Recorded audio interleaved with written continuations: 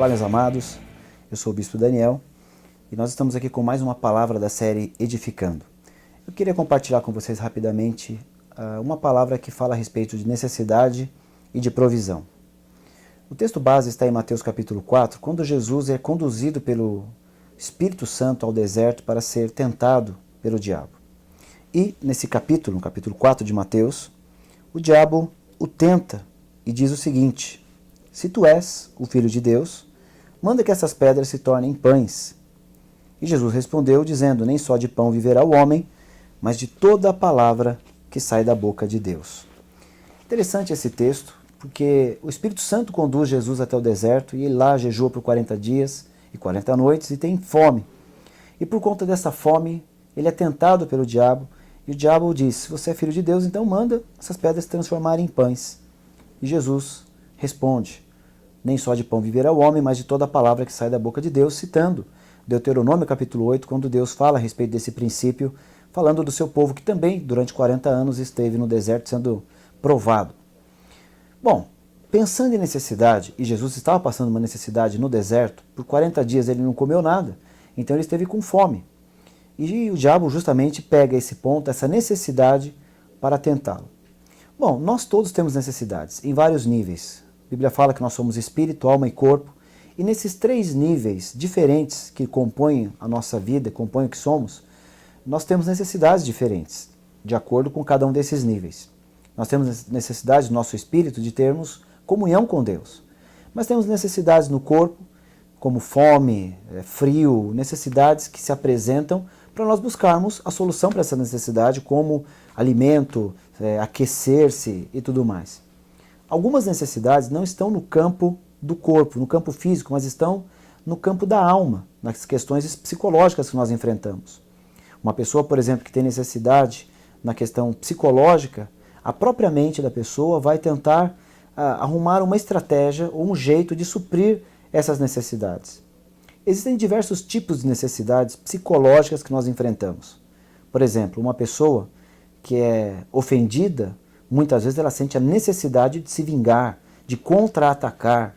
Uma pessoa que se sente rejeitada, ela pode ter a necessidade de compensar aquela área onde ela sofreu a rejeição, sendo uma pessoa muito boa em uma outra área, com uma espécie de equilíbrio ou de compensação, que é uma resposta à necessidade que a sua alma tem.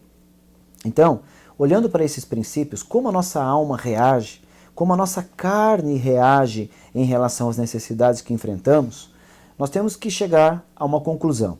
Nossa carne, que também foi criada por Deus, porque Deus nos criou assim, espírito, alma e corpo. Nossa carne ela vai procurar de alguma forma suprir essas necessidades. Ela vai procurar de algum jeito resolver as questões que se apresentam para nós diariamente. E em muitas questões nós vamos ter respostas corriqueiras, naturais, onde não precisamos ser pessoas muito espirituais ou termos um período de oração, por exemplo, para ter alguma resposta em relação a essas necessidades. Porém, em alguns momentos nós precisamos ter o nosso espírito no comando, não deixando que a nossa carne tome todas as respostas ou tenha todas as respostas para tudo, ou tente de todas as maneiras suprir as nossas necessidades, porque senão nós podemos cometer diversos erros e pecarmos por conta da necessidade que a nossa carne tem de suprir justamente o que nós precisamos. Então, a Bíblia fala, por exemplo, que nós temos que ser guiados pelo Espírito. Se somos filhos de Deus, devemos ser guiados pelo Espírito de Deus. Dessa maneira, quando a nossa carne se apresenta para trazer soluções rápidas para as necessidades e as mais diversas necessidades da nossa vida, nós precisamos colocar tudo isso no crivo do Espírito. O Espírito é que tem que dar o aval se deve ou se não deve ser feito tal coisa, se deve ou não deve suprir tal necessidade da maneira como que a carne apresenta. Então, nós podemos dividir a nossa vida nas mais diversas áreas, sejam elas profissionais, familiares, financeira, na área dos relacionamentos, do ministério, enfim, em todas as áreas da nossa vida, nós vamos encontrar necessidades. Isso vai acontecer sempre. Agora, um detalhe interessante é que muitas dessas necessidades que enfrentamos, desses desertos que nós passamos, não é uma ação demoníaca. Talvez na maior parte dos desertos que enfrentamos, não é o diabo que prepara isso, mas Deus nos leva a esses lugares, nos dando a oportunidade de crescermos. E é justamente nos momentos de deserto, nos momentos onde nós sentimos tantas necessidades, tanta fome das mais diversas questões da nossa vida, é que o diabo vai apresentar para nós a possibilidade de nós suprirmos essa fome da maneira que ele mesmo gostaria que nós supríssemos. Dessa maneira a gente não tem crescimento espiritual. Muito pelo contrário, nós começamos a viver uma vida buscando apenas o pão momentâneo, apenas a resposta momentânea, apenas a bênção momentânea, e não o crescimento que Deus tanto deseja que nós temos ou tenhamos em nossas vidas. Dessa maneira, nós olhando para esse texto que nós compartilhamos aqui em Mateus capítulo 4, nós vemos que o diabo fez exatamente isso com Jesus. Ele identificou uma necessidade que Jesus estava enfrentando, uma necessidade física, e ele então tenta Jesus, ele tenta instigar Jesus a resolver aquele problema de uma maneira rápida. Mas não era aquilo que Jesus estava precisando naquele momento. Ele estava jejuando e ele precisava submeter a sua vida, seu corpo, a sua alma e o seu espírito totalmente a Deus. Então ele diz algo poderoso: nem só de pão viverá o homem, mas de toda a palavra que procede ou que sai da boca de Deus. Essa resposta nós temos que estar sempre dando para algumas áreas das nossas vidas ou algumas necessidades que se apresentam nas mais diversas estações da nossa vida, das fases que nós enfrentamos, para que a gente não negocie valores. Por exemplo, muitas vezes nós enfrentamos dificuldades financeiras. Só que o diabo vem nessa hora de fome financeira e ele propõe para você muitas coisas. Resolva isso do seu jeito. Faça dessa forma, que é mais rápido de resolver seu problema. Por que você vai dar o dízimo? Por que você vai dar uma oferta? Por que ele está falando isso? Ele está dizendo isso para que você entenda que o dinheiro naquele momento é mais importante. Para que você entenda que você, de repente, retendo o dízimo, retendo uma oferta, retendo uma primícia, você tem a sobra de dinheiro para resolver seus problemas.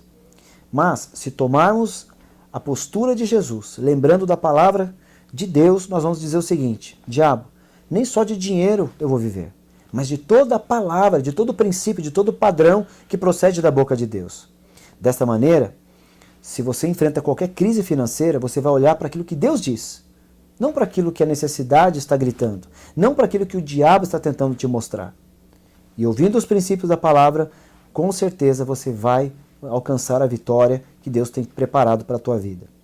Nós podemos aplicar esse princípio em outras áreas, como na família, por exemplo, no seu casamento.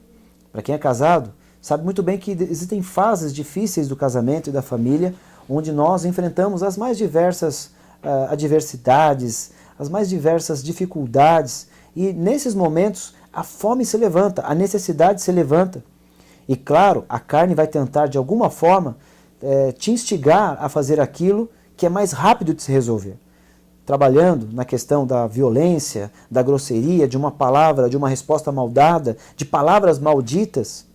É nesse momento que você tem que segurar um pouco a sua carne, aquietar a sua carne e dizer: eu não vou viver por isso. Eu não vou viver pela necessidade de provar que eu estou certo. Eu não vou viver pela necessidade de eu reagir violentamente. Não vou viver pela necessidade de fazer aquilo que o momento exige. Mas eu vou viver por toda a palavra que sai da boca de Deus. Quando você começa a olhar para a tua família como um propósito de Deus, como um projeto de Deus, você não vai permitir que qualquer dificuldade tire a sua paz ou tire a paz da sua casa. Muito pelo contrário, você vai olhar para o que Deus diz a respeito da família e você vai começar a valorizar a sua família de uma maneira muito mais intensa, muito mais profunda. Dessa forma, com certeza, a palavra de Deus vai fazer efeito e vai abençoar você e a sua casa. Às vezes, a fome ela vem no campo dos relacionamentos, na área dos relacionamentos, onde nós muitas vezes nos sentimos sozinhos.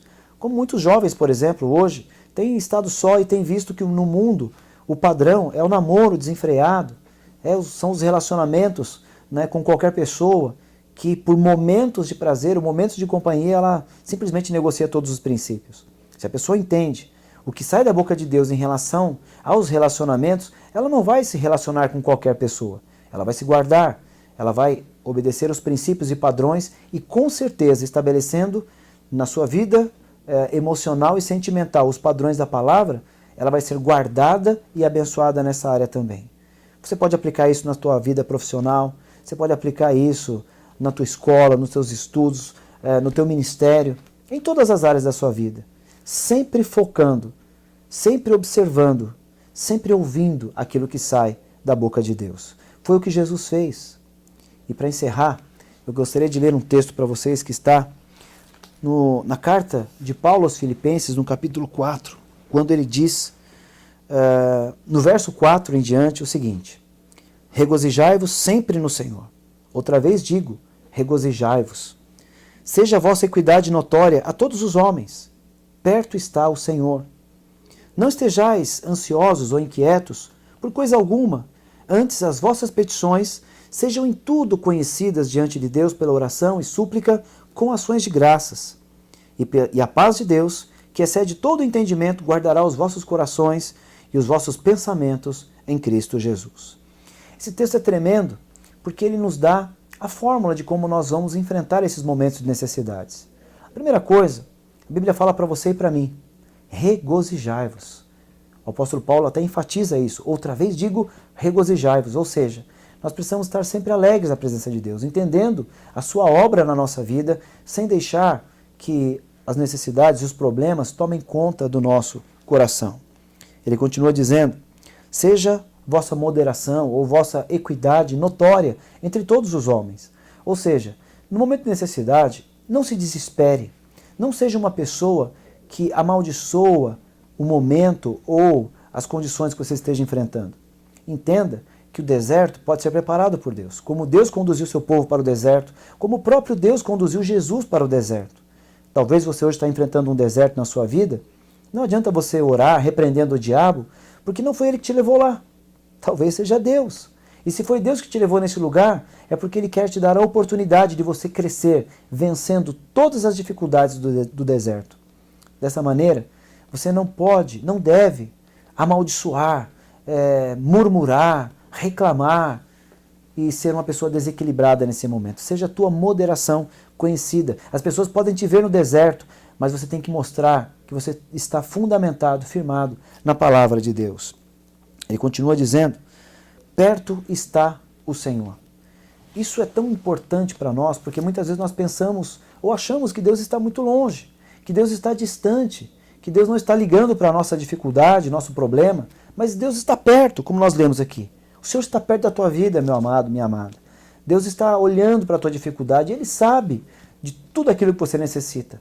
E Ele deseja, claro, suprir todas essas necessidades, mas Ele também espera que você confie nele, espere nele.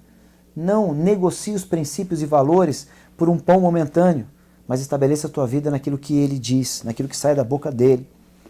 No verso 6 ele diz assim: não fique ansioso, inquieto por nada. Veja, a ansiedade fala de um desespero, e quem desespera deixou de esperar. Então, espere em Deus.